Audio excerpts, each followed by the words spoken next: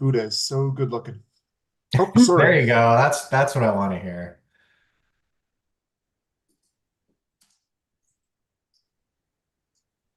So it looks like we are live. So again, we're waiting for a few more members to join, and then we'll begin.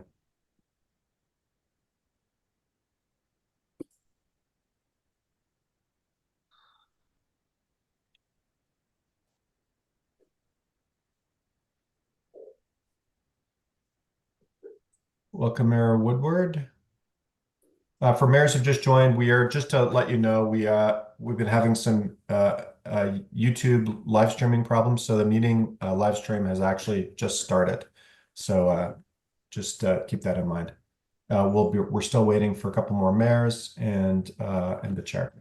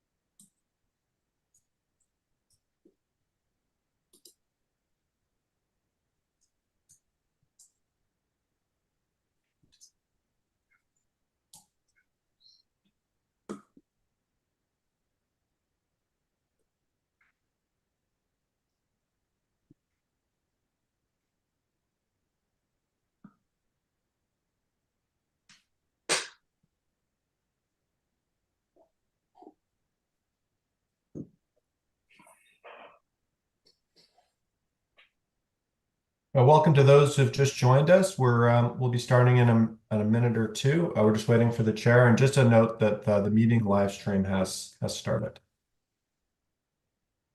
Morning.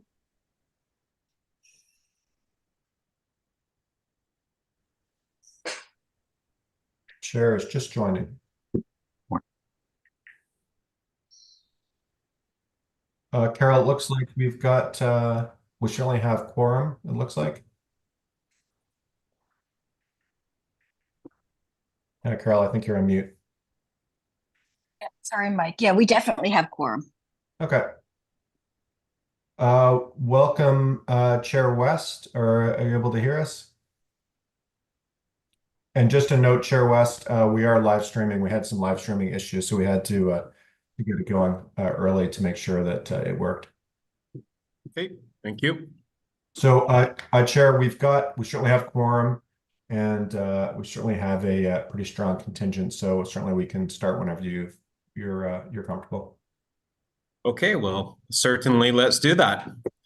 I'll call to order the Mayor's Council meeting of September 26, 2024. First item is adoption of the agenda.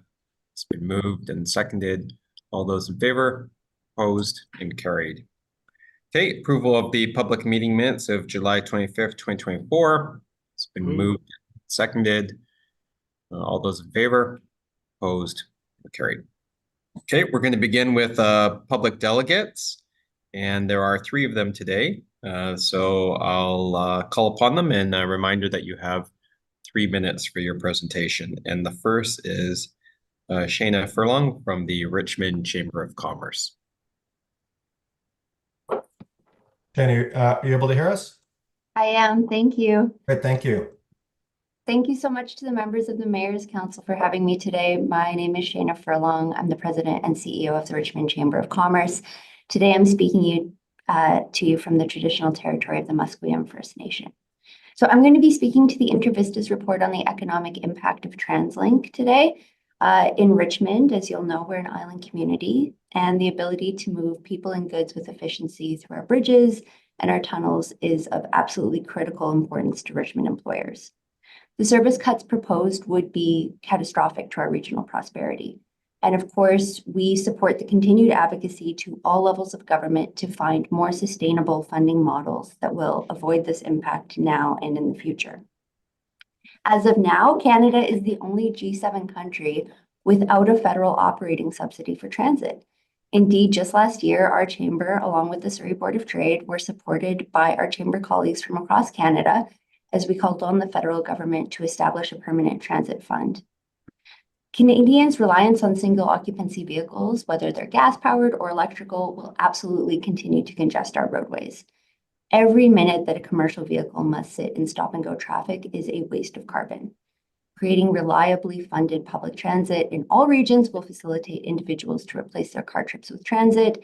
And investment in transit does not only benefit the business and residents by reducing congestions, but of course, it also helps us reach our climate goals as transportation accounts for approximately 25% of Canada's greenhouse gas emissions. In this report, the average cost of Metro Vancouver households is about $1,000 per year. That is completely unaffordable to most families who are already struggling with rising costs. And while TransLink's fares are bound by the rate of inflation, the actual cost to commuters obviously now will be perhaps much higher. I was very happy to see TransLink has already achieved significant efficiencies, resulting in approximately $90 million from its operating budget. But the potential loss of 145 bus routes, reduction in SkyTrain, CBus, and HandyDart service, and the potential elimination of West Coast Express could begin that transit death spiral in our region. Where transit becomes less available and less convenient, it incentivizes users to change their mode of operation, their habits, and leave the system, which means, of course, less revenue coming in and further needed reductions of service. We've already seen this occur in other Canadian cities. The number that 175,000 to 265,000 jobs would no longer be accessible by TransLink by this TransLink service cut is absolutely sobering. Up to 16.7% of Metro Vancouver employees no longer being able to reach their place of work would have understandably devastating impacts to the economy and the families who rely on those jobs.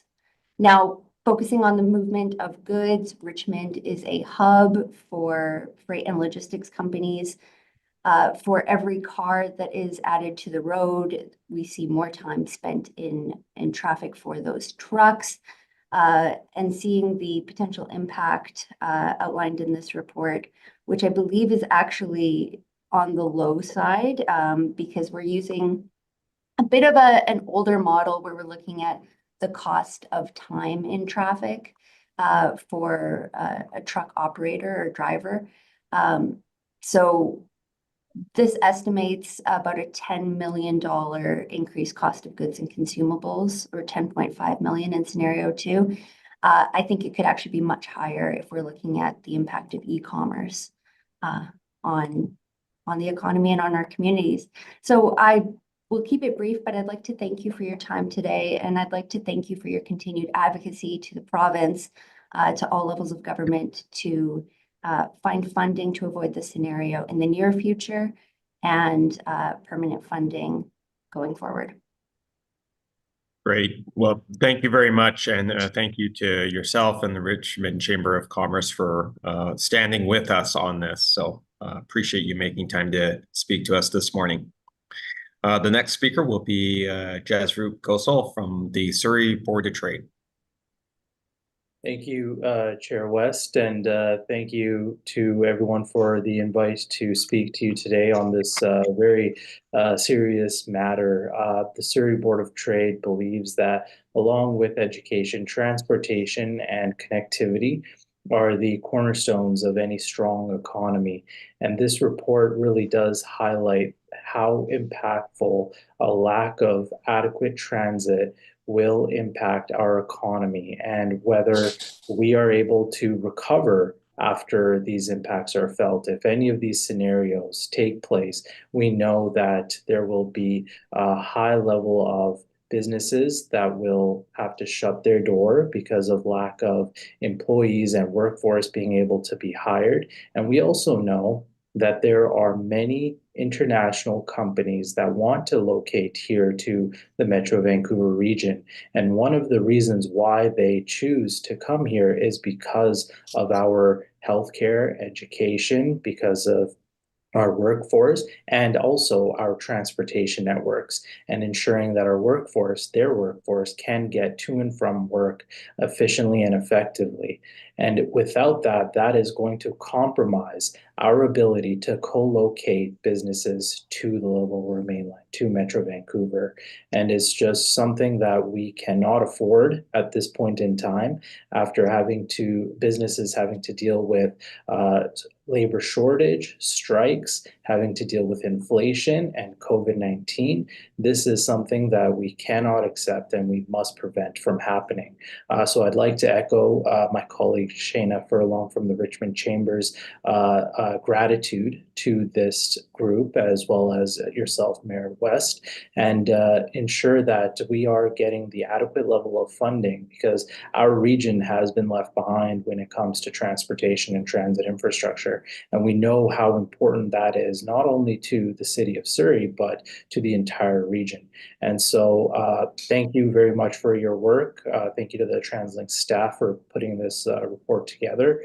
And we really will be there to champion this at all levels of government as well with you. Thank you. Thank you very much for coming in. Again, thank you to the Surrey Board of Trade, who I know have been very strong advocates with us for some time, and I know that will continue into the future. So very much appreciate it. Okay, our final delegate is Nathan Davidovich. Hello, do you hear me? Yes, we do, Nathan. You can go ahead. Oh, okay. Thank you very much, Chair and members of the Mayor's Council. Yeah, my name is Nathan Davidovich, and last week the UBCM passed a resolution for free transit to students 13 to 18 years. TransLink 2 board should do the same thing as proposed by the mayors of the cities of Langley and New Westminster. Metro Vancouver transit fares are the highest among big transit system in Canada. See the Canadian Urban Transit Association fact book under the average fare for each system. Metro Vancouver has an old and unfair fare structure since 1984. The three-zone system is unfair. Zones are different in size by up to 10 times. No real or very low fares for students 13 to 18 or seniors. It is not half the price of adult fares like it was for many years. Many systems offer seniors free transit 1 or 2 or even 7 days a week, not TransLink. Even BC Ferry does that, and in case you are not aware, since 2008, TransLink is actually BC Ferry's number 2. University UPass monthly pass is cheaper than the seniors or students monthly pass. No special law fares for low-income riders 19 to 64, like in other systems in BC, Alberta, Ontario, or Quebec. TransLink will need a new type of smart card to make changes that were approved in 2018 to pay by distance. There is no fare coordination and integration between BC Transit and TransLink. In Greater Toronto and Montreal, there is a fare integration, saving some riders up to $1,600 per year. The elasticity of transit fare is that for every 10% increase in fares, ridership will drop by 3%. Now it's the time for an independent citizens' assembly to make recommendation on a fair fare system. Thank you. Thank you very much for speaking to the Mayor's Council this morning. All right, I'll now be moving on to a report of the chair. Sorry, can I have someone mute him, please? Thank you. As we all know, the provincial election is underway, And the early days have shown a focus on affordability, which of course is important and good. I'm sure that over the course of the election campaign, we'll see more details emerge from the various political parties on what their priorities will be. One of the things that I hope that can someone mute Mayor Leonard? Not permanently, just for this. Yeah, it's funny, the mute button's not working. Mayor Leonard, could you just put yourself on mute?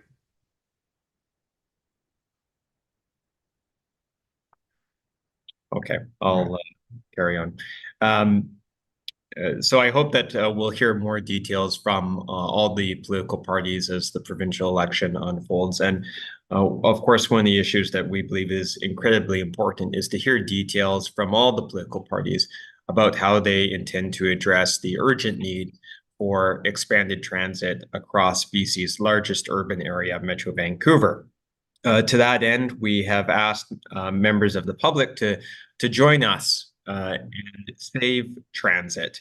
This campaign has been launched to highlight the importance of delivering our Access for Everyone plan and to get details from the provincial political parties about how they intend to address TransLink's structural deficit. As I said, it's important that they hear not just from mayors. Probably a lot of people are tired of hearing from the mayors, but hear from the public. And I think ultimately the public understands how important this is, and we're encouraging members of the public to make their voices heard. So I want to thank everyone who has supported this campaign. And we had 2 delegates this morning that represent business groups that clearly understand how important this is. And I look forward to working with them and other interested and concerned parties as we try to highlight this as an important issue in this election. This is the best window that we have to ensure that we have commitments from the next provincial government to avoid an absolute disaster that would befall our region if we have to go through one of the scenarios that TransLink has outlined with respect to significant reductions to transit service. There is a report on our agenda today that quantifies the impacts of potential transit service cuts to our region's economy and to the pocketbooks of our residents and businesses. I think we all know how disastrous it would be for riders if we were to see service reduced. But what this report really details is how impactful it would be to our local, regional, and provincial economy if that scenario were to take place. It's very similar to the report that we received in the summer on the impacts of potential transit service cuts to users. As I said, the impacts are enormous. This suggests that it would be $1 billion per year at a minimum, which is just hard to fathom. We have said it many times, and we'll say it again, the transit funding model is broken, and the new provincial government has to be ready on day one to fix it so we can begin to start expanding transit again. I do want to reiterate a comment I made during the UBCM because it is something that I occasionally hear, and I'm sure my colleagues hear it as well. And it's that this is all a ploy. This is a strategic move by the mayors or by TransLink to manufacture a crisis. And I want to be clear that this is not a bluff. This is not designed to try and force the province to do something. This is reality. And it's not the mayors that have come up with this. This is information that is provided to us by the nonpartisan, non-political, professional finance staff and department here at TransLink. And they are looking at numbers, not at politics. So as mayors, the question has been, what do we do with that information? Do we keep it quiet? Do we keep it hidden from the public and hope for the best? Or do we be upfront and honest with people and share with them the exact same information that we have as mayors? Obviously, we have chosen to share that information. We've chosen to stand here and fight because we know what our residents need and deserve in this region. So that is why the report is on our agenda here today. And I hope all political parties are listening and that we will soon hear more from them on their plans to avoid these cuts and help us start growing and expanding transit in the Metro Vancouver region again. And with that, I will take a motion to receive the report. It's been moved and seconded. All those in favor? Opposed? And carried. Okay, that will take us to 4.1, which is a report on economic impacts of potential service cuts, and I'll turn it over to Kevin. Okay, good morning, Chair West. Good morning, mayors. Thank you so much for having us today. As you know, and as Chair West described, we've been working diligently to address TransLink's significant financial challenges over the past several months. We've taken swift action with the release of our independent efficiency review, followed by our management action plan and $90 million in cost reductions and revenue generating measures. And these steps were really essential to optimizing our operations, but we've also been clear that they won't close the funding gap. The potential transit impact report that was released in July illustrated the potential transit service cuts that would be required if we reach our fiscal cliff, which include things like cutting bus service in half, reducing SkyTrain and SeaBus trips, and potentially eliminating the West Coast Express. And as this region's transportation authority, it's our responsibility to be transparent with the public, this mayor's council, and the governments of BC and Canada about the challenges we're facing and the impact to the region. Again, these reports are not intended to cause alarm, but to ensure we provide a clear, factual understanding of the consequences while emphasizing the urgency of finding a sustainable solution to our funding model. Today, I'm here to introduce the next critical piece of this work, an independent economic impact report. Completed by InterVistas, this report details what the possible transit service cuts would mean for Metro Vancouver, not just for our system and riders, but for the entire regional economy. And some of the findings are not a surprise to us. It's not difficult to assume that with 400,000 daily riders, less transit would leave many of these people no choice but to find other ways to move. It would mean increased congestion and extended commute times, to the broader impact on businesses, jobs, and overall livability. And we know that transit plays a crucial role in keeping our region affordable for everyone, but it's always been hard to quantify the impact. And so today, InterVistas will outline what real impact could look like for households due to costs like the need to purchase a vehicle or more gas, as well as longer-term impacts like lower wages and limited connections to job opportunities. On the flip side, everyone knows that transit is a good investment. It's an affordable way to travel and helps reduce congestion on our roads, reduce commute times, and support the movement of goods. It connects people to employment opportunities, education, and key services. And today's report affirms the value of transit investment. And in particular, it highlights a recent study conducted for the Chicago Transit Authority that found that for every dollar invested in transit, $13 is generated in economic activity for the Chicago region. This confirms that every extra hour of bus service, every new rapid transit connection enhances Metro Vancouver's prosperity, supports our region's competitive advantage, and drives our economy forward. I'd like to now invite Doris Mack and Jody Kozitsky to join us to walk through the details of their findings. Thank you very much. Thanks very much for the opportunity to present the results of the study that InterVistas worked jointly with the TransLink team related to the quantitative impacts of potential transit service cuts in the region generated by the regional transportation model.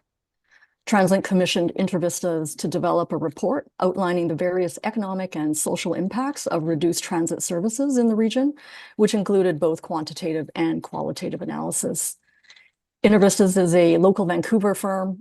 We specialize in transportation and tourism consulting with economic studies and analysis for these industries.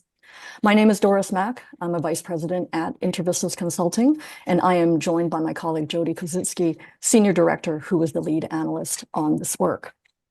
Our presentation covers two main areas: the service reduction scenarios and the potential impacts associated with those service reductions.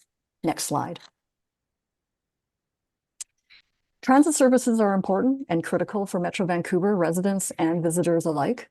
Despite this important role, TransLink faces a difficult current financial reality.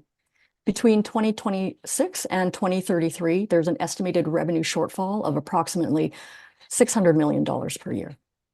This is potential for significant service cuts for the region that impacts both transit and non-transit users. To model the potential impacts, the TransLink team developed two main scenarios to run through the regional transportation model to better understand the quantitative impacts of these reduced services. These service reductions were needed after both a reduction in spending corporate programs and also downloading multimodal functions to the municipalities. However, we do note that those aspects are not included in this particular analysis. With respect to the first scenario, in terms of maximizing ridership, this scenario includes cutting the least productive routes in the system and focusing on higher revenue routes, keeping those higher service levels. The remaining routes were largely located in Vancouver, Burnaby, Richmond, and Central Surrey, and there would be little to no transit service for the rest of the region, particularly the Northeast, Langley, White Rock, South Delta, and much of the North Shore. The second scenario looks to maximize coverage. So cuts would be a mix of low and high productivity services, which would maintain basic coverage across the network. Cutting the higher producing routes results in more service reductions overall in order to reach the target. There would be lower frequency and span of service compared to scenario one. Next slide. In terms of the summary of findings, using the results from the RTM model and additional qualitative analysis, there are three overarching themes for the potential impacts on the region. These impacts would affect every segment of the community, likely increase overcrowding, and impacts would be disproportionately felt by the region's most vulnerable residents. In the longer term, there would be negative impacts on household costs overall, and overall affordability in the region would be affected in the order of magnitude of approximately $1 billion per year, or roughly $1,000 per household. There would be increased travel times across Metro Vancouver as a result of reduced transit services. This would affect all population segments and as well as the region's first responders who would need to navigate through greater traffic and congestion in order to carry out their critical activities. And lastly, the impacts on the reduced transit services to the region would also likely compromise Metro Vancouver's competitive advantage. Next slide. These are the results that are generated from the RTM model. And we can see that the total cost results, the total cost per annum are approximately $1 billion. The results for both scenarios are provided here. We see that the largest impact is really associated with transit reduction to consumers overall due to reduced choice. And that's estimated to be around $600 to $700 million, depending on the scenario. A strong transit network also supports continued urban development and growth for a city, resulting in strong agglomeration impacts for the community. The loss of these agglomeration benefits, i.e. sharing resources, access to jobs, ideas, customers, these are modeled to be approximately $200 million per annum. The remaining cost impacts are related to increased vehicle ownership and potential increase in costs associated with freight and truck congestion. Next slide. This slide shows the impacts on an annual basis on a per household basis. There are approximately just over 1 million households in Metro Vancouver, and we can see that roughly $1,000 impact per household basis. I will now ask Jody to share in greater details on each of the key findings. Thank you, Doris. Next slide, please. While many of the impacts will be felt in the short term, there are also longer term impacts associated with reduced TransLink services, particularly as households lose access to transit and require more expensive forms of mobility. In terms of travel costs, without transit services, more households will require investment into more expensive forms of transportation, including automobile ownership. The RTM model estimates 21,000 more vehicles would end up on Metro Vancouver roads, with an estimated 55 million in automobile operating and maintenance costs. There are also impacts related to safety and insurance, as more vehicles leads to greater potential for collisions. The model estimates these impacts to be in the neighborhood of 55 million as well. In terms of the cost of housing and goods, with less transit options, residents will be forced to weigh access to work and amenities against housing costs. There is a cost trade-off here. Connecting transit operations with housing is a key feature of many global cities, as it provides smooth connections for people to connect to education, employment, and amenities. There are also impacts to goods movements, with the potential for increased transportation costs to lead to increased prices in the long run. This would stem from the increased congestion impacts on truck movements. These impacts are modeled to be approximately 10 million per year. Next slide, please. As mentioned, increased travel times. Largely using output from the regional transportation model, we're able to estimate the impact on travel times in the region. With reduced transit services, more people would need to rely on vehicles to access work, school, medical appointments, and thus there would be increased congestion on Metro Vancouver roads. Less transit, more vehicles, more congestion. Congestion was estimated to increase 20%, with over 200 million hours of vehicle congestion added to the region. This impacts both transit and non-transit users, as Doris mentioned, first responders navigating Metro Vancouver roadways, as well as trucks moving goods throughout the region, producing negative supply chain impacts. Next slide, please. Finally, looking at Metro Vancouver's comparative advantage, Metro Vancouver is a desirable region in which to live, work, and play. The region is a net attractor of talent, but the reduction in transit access and service would impact Metro Vancouver's overall competitiveness. Our draw on global talent will be impacted, with businesses potentially choosing to locate their operations elsewhere. Connectivity is important for a labor base. A strong transit network supports continued urban development and growth for a city, resulting in a strong agglomeration impacts for the community. The loss of these agglomeration benefits, as Doris mentioned, things like sharing resources, ideas, and customers, were modeled to be over 200 million per annum.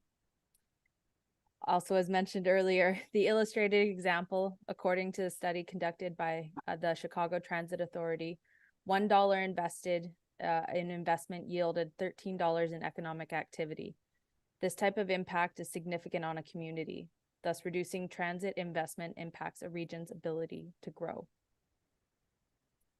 Next slide, please.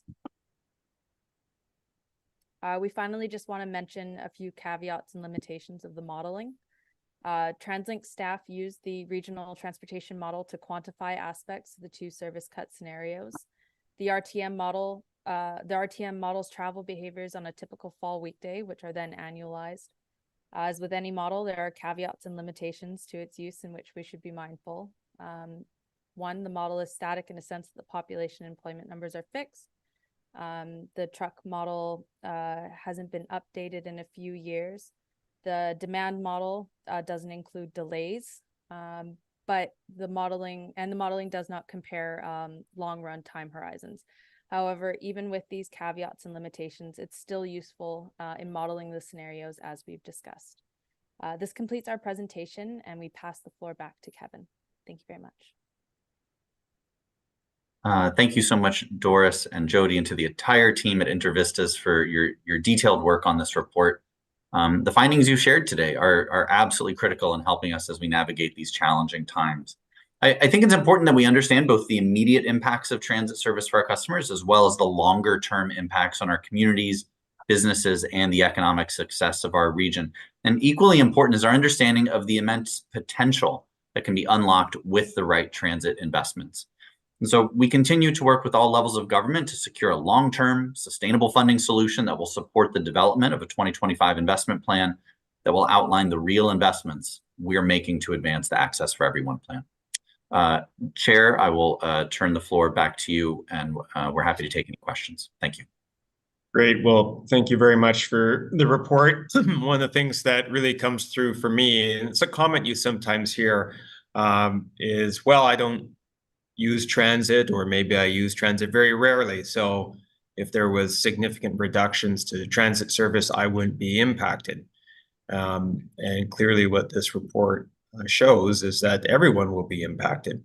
And I think that that's an important point for everyone to really have an understanding on as we move forward and have our discussions with the provincial government, because there's a lot at stake here, and there's a lot of people who will be impacted far beyond just those people who are utilizing the system every day, as important as those people are, of course.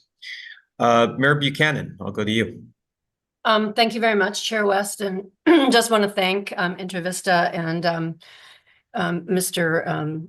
Quinn for their comments, and just to reaffirm what we all know to be true. And I think this report came through Public Affairs and Governance, where it was strongly received, and then it was subsequently provided as a high-level summary report to the Invest Vancouver Management Board, which is represented by a number of leaders, business, educational, labor leaders across our region, who were quite shocked at the findings and very, very supportive. So I think we'll have a lot of support from those various folks. And so it was nice to see Shauna Furlong and Jasroop Gozel, who Shauna does not, but Jasroop is our new representative from the Surrey Board of Trade, speaking today. And I think that, we know that decreasing transit services is going to, and to your point, Mayor West, regardless of how people travel throughout this region, this is going to have a significant impact on all people. It's going to increase their costs, and it's going to be detrimental to our regional economy, and really impact we are seen as a great place to come and invest. We have great talent here, but it's going to have a significant impact in terms of people wanting to come if they so decrease our foreign direct investment if the talent can't move around. So it's absolutely critical. Can't underscore the return on investment enough. And I guess just to end to say, again, that I think the report is an excellent piece that helps us to tell our story, but also to reiterate that, the Mayor's Council is just not, this is not doom and gloom. This is facts that supports the story, but also to reiterate that as Mayor's Council, we have a plan, we have an investment plan, we're ready to go. We need governments to give us a new financial framework and support us and give us the funds necessary for us to start moving forward on that plan and supporting the people across the region and our economy. So thank you very much, Chair, and I think this is excellent work. Thank you, Mayor Buchanan. Mayor Brody. Thanks, Chair. This is hot off the press. I just got a note from someone saying that on Global, the Premier is now being interviewed on a very wide range of subjects. And he has, the quote I got is that his party will support TransLink's needs. Now, that's nothing you can take to the bank. And of course, we don't have perspective from the other parties. But given the timeliness of what he's saying and what we're talking about, I just thought I would mention that. Great. Thank you very much, Mayor Brody. Are there any other comments or questions with respect to the report? Okay, seeing none, can I have a motion to receive, please? It's been moved and seconded. All those in favor, opposed and carried. Again, thank you for your work on this. Okay, our next item 4.2 is an update on the Mayor's Council Access for Everyone campaign. I'll turn that over to Mike Buda. Thank you, Chair and members. There's a report in your agenda package. It's on the website as well, with a few slides. I'm not going to go through all of them, and I don't want to spend a lot of time on this. But we did want to be sure that both you and those who are watching are aware, not just of what we're doing as part of this provincial election, but you're aware of what's coming. So you've got a bit of a heads up. As you all know, we launched the Safe Transit campaign before the summer break to push provincial parties to commit to transit investments. We're going to be doing that through a number of ways, primarily to reach out and engage the public through the news media and social media. We have a new email newsletter to thousands and thousands of supporters. We've got some activities coming up. We did some public opinion research to help us and hopefully the public understand how people are thinking about these issues. We actually released the results of that public opinion research last week. We've got a couple of key findings that I'll touch on below. We're working with the Moving and Livable Region Initiative, which is part of the SFU WASC or the SFU Center for Dialogue, to organize a candidate forum on transit and transportation issues. That's happening next Tuesday, October 1st, in the evening at SFU's WASC Center. Obviously, we've been engaging with the public directly, but also with business and community organizations. You may have seen the news conference that we held as part of UBCM last week. We had a number of stakeholders from a wide range of community and business organizations. In fact, you saw two of those today online speaking to you as in relation to the report that we just finished discussing. We're organizing an online briefing for all or any interested candidate running for in this provincial election in Metro Vancouver that's happening on October 3rd. So if there's any candidates out there watching and you want a more detailed briefing from TransLink staff on these issues, that's happening next week. And then I think importantly, last week, again, we at that news conference we held at UBCM, that was to launch the next major phase of our engagement with the public, which is an online call to action. It's a set of online tools to make it really easy for voters to send letters directly to candidates and party leaders. So for those who live in this region or work in this region, who feel like these are important issues and they want the parties to hear, we've given them tools to make it easy for them to do that. And the last thing I wanted to flag is that in early October, we'll be releasing a voter's guide, which will list the transit commitments made from each party. I think it was in July, or actually started in June, we sent an open letter to all party leaders and all candidates running in Metro Vancouver, asking them a series of questions and asked them to respond by the end of September, so that we could then produce this voter's guide, which will help voters understand what kind of commitments each of the parties has made. I think what's on the screen here is not new to anybody, but I think it's really important that we keep repeating these because there are lots of issues being discussed in this election. Voters have a lot to think about and digest. And so it's really important that we help them become as informed as possible. Our Safe Transit campaign is really designed to help inform voters so they can think about what priorities are most important to them. As you know, our system is overcrowded, more overcrowded than ever. At the same time, we're facing a structural deficit that's equivalent to about 30% of our annual budget. That, in fact, if we're not able to address, is going to lead to substantial service cuts. We just learned about some of those impacts. And, I think as all of you have said, as we've said in public, not only is cutting transit unacceptable and unthinkable, we actually need to begin expanding transit again to deal with some of the overcrowding we're seeing in the system today, and the overcrowding that we know is going to get worse and worse given the record breaking population growth the region is facing. So that's why we've been saying really clearly we need the next government ready to work on day one with you on the Mayor's Council and at TransLink's board to work on long-term sustainable solutions for our finances, but mainly for funding transit so we can move forward and begin to deliver the Access for Everyone transit expansion plan that all of you delivered. So obviously our campaign includes a website. We've been doing media events. There's a media event we did at UBCM with, as I said, a number of a really wide range of community leaders and stakeholders. I mentioned the online campaign. As of I think today, since the launch less than 10 days ago, already 1,000 people have sent letters to parties and candidates in the region, and we're expecting lots more as the word gets out, as people really, now that the writ has dropped, now that they're actually beginning to think about the election, expect to see that number go up.